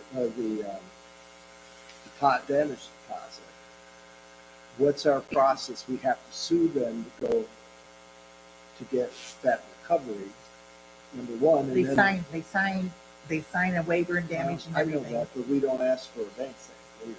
Oh, we have in the past. All right, but We've That's had for fine. deposits. is that spelled out in the policy? All right. I Then still need to go. if we don't have enough, what's our insurance company say? Do we then file a claim under our insurance policy? Well, it says if the damage is more than what their deposit is, they're gonna have to pay more. Well, yeah, but wonder if they don't have the money. I'm just saying, I'm just trying to figure out Who would be the responsible party to? ultimately if, Well, we're taking small claims court. well, but that was what I was saying. You'd have to sue them. Right. And the question is, would we be out of pocket or would our insurance company then pay the difference as a claim done by the township in light of our policy? That's probably a question for Ann. There is an answer to that because that question has been asked to Adam Gandolfi, and he answered that. But I don't remember All right, how we did that. We'll ask him And again. All right. he basically said what we were doing was okay as long as we had some coverage for the alcohol. And but there was an answer. We to that. can't I know serve. there We do a credit report to whoever you rent to. We can't serve alcohol. I mean, was. Yeah, it's so the you can't serve responsibility of in each any way or individual. sell it. Yeah. Make sure that they can afford the damages. All right, so then, 826, is that also in the rental policy? Is it duplicated? Do we just have to reference the rental policy for this? It is kind of a duplicate. Yeah. So do we I reference? think maybe the only one not in our policy is the, The only First ones I one. have to get after is UTLA because they're the worst piggy ones with the dirty floor and the stuff in the trash and the garbage. Always get after them. We allow alcohol drinking here, but you can't chew tobacco. That's just wrong, huh? and you can't smoke pot. for crying out Well, loud. that- Well, yeah, that, but the chewing, But then I come to the next 8.27. Why would we allow alcohol? right, that's the other thing. The I mean, I think UTLA was exactly what we were thinking of, because we do allow them, what's that? We drink at the Christmas party here. We don't have Yes. Christmas party. You tend, it, Well, they did. We have a Christmas party that the fire or EMS both put on together, But here's and people bring their own, but it's not served by right. the host. So the question is that,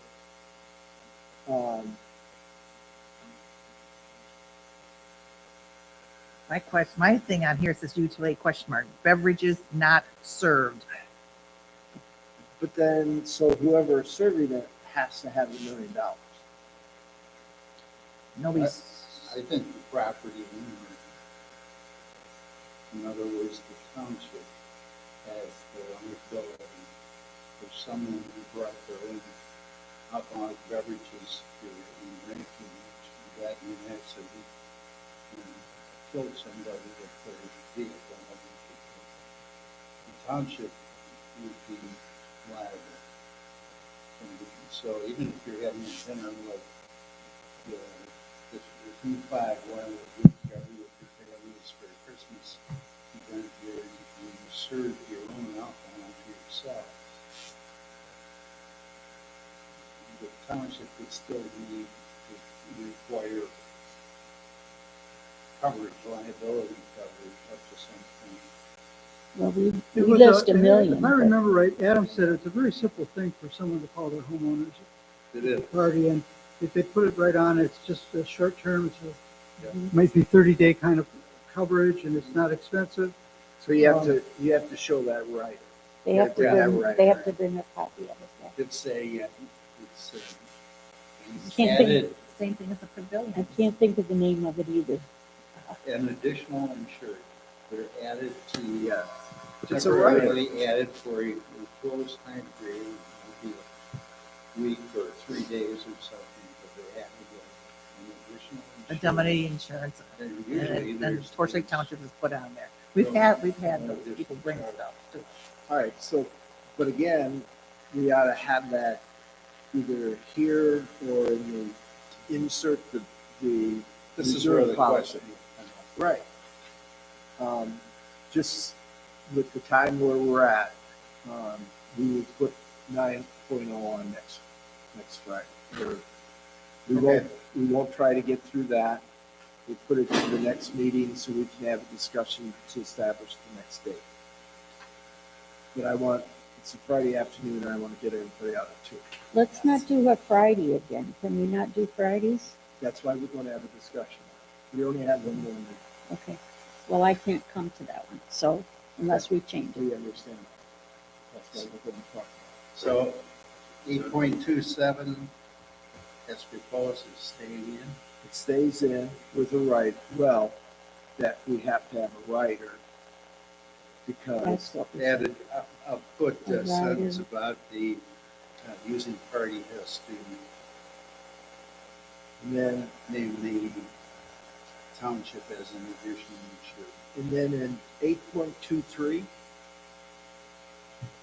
my suggestion is that we insert the complete rental policy under reservations here. That way we have everything in one place.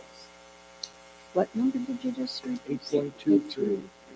Bob, can you put an addendum on a policy, like on a policy thing, like say go to addendum A or something, or appendix A? Or do you have to put it right in there? We could put the township rental policy as an addendum and appendix to this policy book. Just makes it available in one spot. Well, that's my point. I Or don't you care can if do what it's, Bob suggested. I'm thinking that inserted into the reservations as part of the process. But if the board prefers to put it as an addendum. How I long have is no it, Sharon? Do problem. you have it there? How long is it? Well, and I'm reading at the bottom here, it says, I have your name, and you have to sign it. Have read understand the Torch Lake Township meeting room, and conference room rental policy, improved, I agree to abide by its provisions during my rental of the use of the facility to the fullest extent permitted by law. I agree to defend, pay as needed, and hold harmless Torch Lake Township against any and all claims, demands, suits, losses, including costs connected therewith, and for any damages which may be asserted, claimed, or recovered from or against the township, its elected officials and appointed officials, employees, volunteers, and on behalf of the township for reasons of personal injury, including bodily injury and death, and or property damage, including the loss of the property's use which arises out of the alleged negligence of my use of this facility and or any other connected or associated with a rental agreement, and they sign it and date it. And then there's lots of stuff in this policy here. That would be an attachment to this, the 8 How long is that? policy. How long is that This policy? one, this, Tells the rental conditions, what you need to do. it is, Doesn't do what we looked at. it's all these pages here. So let's make that an addendum then. Rather than the insertion, we can reference the addendum. Kinds of rentals, Yep. rental fees and conditions. Sharon, we'll just include it. And I think there's a phrase in there that with regard to, we have a right to refuse somebody somewhere in there. So we never, Yes. and I think we might want to look at that again. We should probably look at that. This was adopted, the last reference of change was May of 16 of 2017. Cutting vote again. Same with the signature page. I mean, they just sign their life away, but they may not have much value in their life. So I want to make sure that we have the appropriate documents that support that type of, And the reason I'm more comfortable with it is because we're not running it out to all these facilities. It's mostly basically a meeting for educational and type of things. I understand, but you So only need anyway. one. Okay, yeah, go ahead, let's move on.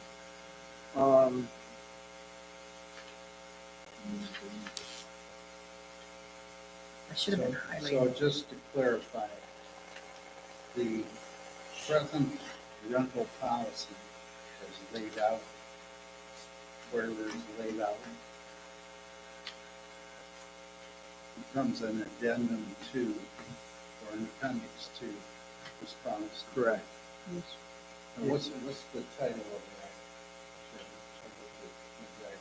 Item is policy, meeting room and conference room rental, community services building. But then there's a second document, which is the signature page. It's all part of the policy. It's part of the application when they, Okay. yeah. That's fine. Is that all available online? Yes. I'll get a copy of it, Jerry. Let me see then, I want to clarify. So in the section here, 8.27, we're basically going to say, if alcoholic beverages are served, they're going to need a rider of some kind. And then we then reference them to this policy with regard to rentals. Right. It doesn't say, does it say that in there? I don't know if it did. Or did they need a rider? Was that No, in that's- 1917? It's not there? No, what they're saying is, that's what makes me nervous, Yeah. is that on the signer pay, you have signed away your life to do anything. Now, I didn't hear anything about heirs and all that language, and I'm just very uncomfortable that, in fact, we haven't specified how that $1 million is going to be done. Mm-hmm. Because Bob's right. I think if there's something in here They're and always somebody gonna go with drinks deep and they go pockets. out there and they get killed, they're going to sue everybody that they can. Oh, I think they'll go to the deep pockets. Right. Absolutely. And so my feeling is we've got two policies, right? If we're proven to be liable, we have that coverage. And if we're not proven to be liable, we have coverage to pay the legal fees for defending ourselves. So,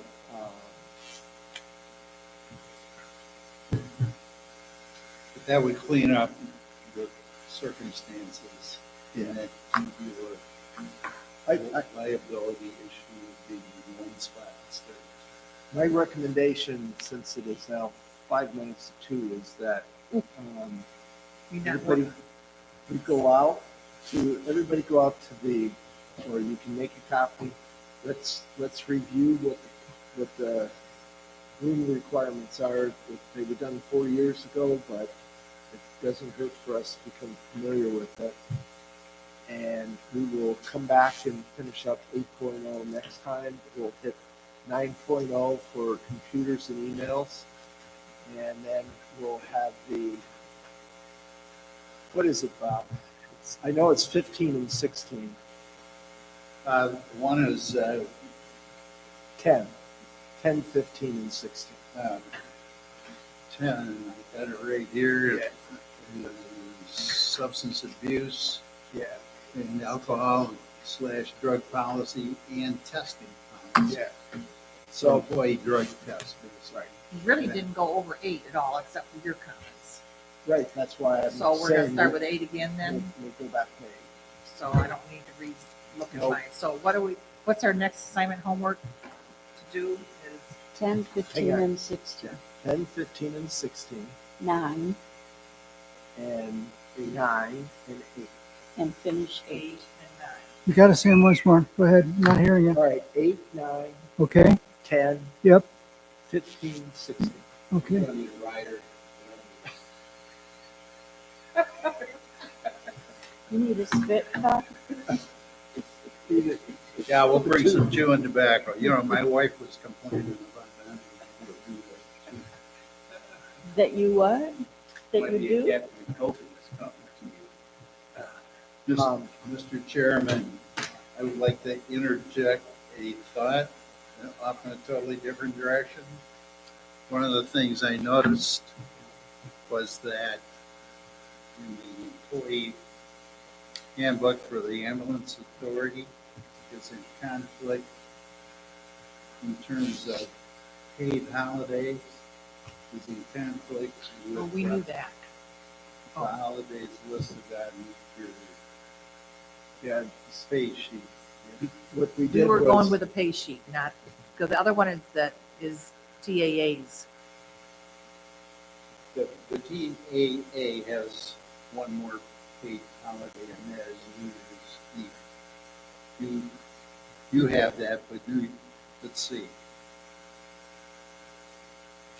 They don't have New Year's Eve, I think, in TAA. Right. But you do. But we made a comment during there that we would honor the township's policy of holidays on our pay schedule, somewhere in there. it's in our, it's in the handbook. It's in our handbook. Because we stated there that if it's not stated, we're following the TAA policy. Because there were a lot of duplications, Bob, and what we were trying to do Right. is, as long as we were under TAA, we wanted to try to be, because the employees flip-flop. Yes. So we needed to make sure that as much as possible, we could consolidate under one policy statement and have both parties agree to it. Now, as long as we're in the agreement with TAA, then that holds.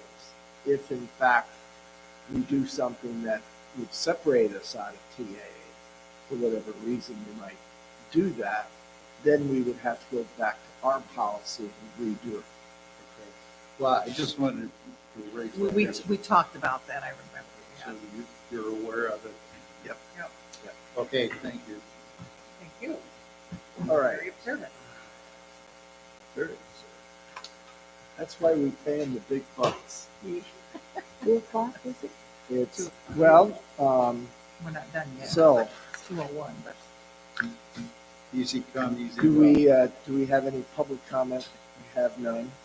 Any board comment? Alan, Jason, Kathy, No. Sharon.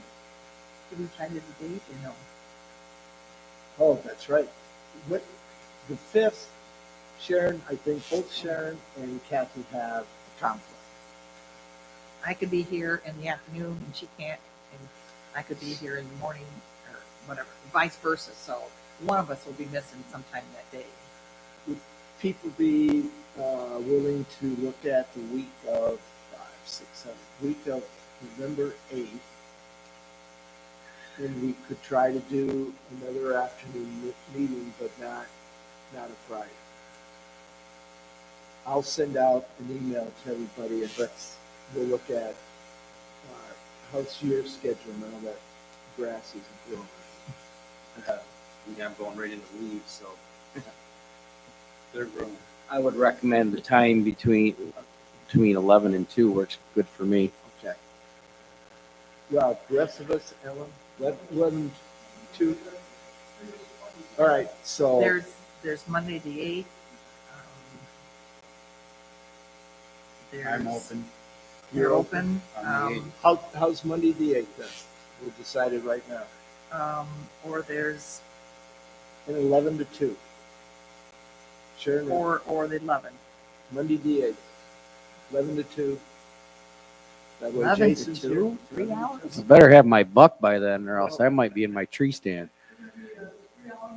That's fine because we've got 8 and 9. If we don't need it, we won't use it. Yes. Okay. Yeah. We'll work with Jackie or something. All right. We've got that done. No board comment, then I'll make the motion to adjourn. Do we have a second? Second. I second. All right. All in favor, say aye. Aye. Opposed? We're done. What time is it, Sharon? It is 8:03. Okay, thanks folks, we're getting there. I appreciate your efforts. Yeah, mine is just a second. Mr. Spencer, don't leave. I'll wait